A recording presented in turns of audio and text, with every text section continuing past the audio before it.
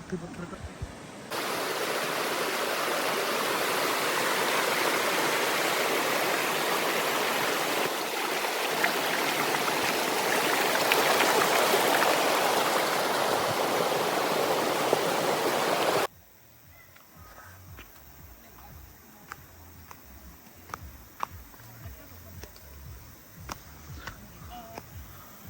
ਆ ਜੀ ਸਾਡਾ ਟੈਂਟ ਆ ਲੋਕਾਂ ਦੇ ਟੈਂਟ ਹੋ ਗਿਆ। ਜਿਹੜੀ ਜਗ੍ਹਾ ਤੇ ਅਸੀਂ ਆ ਨਾ ਇਹ ਬਹੁਤ ਲੋਕਾਂ ਦਾ ਡ੍ਰੀਮ ਆ ਵੀ ਅਸੀਂ ਇੱਥੇ ਆਈਏ।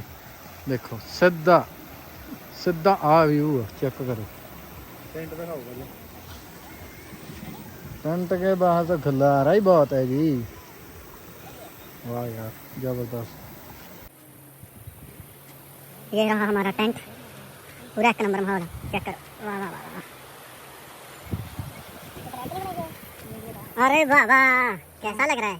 बहुत ही अच्छा। गड्ड मेरे वीडियो आ गड्ढे आए ਇਹਦੇ ਸਾਹਮਣੇ ਜਿਨ੍ਹਾਂ ਨੂੰ ਬੇਲੇ ਨੂੰ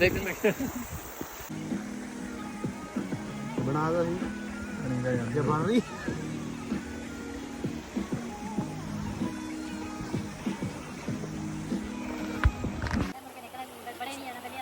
पानी बहुत ठंडा रे बाबा। अंगूर मिला है जी।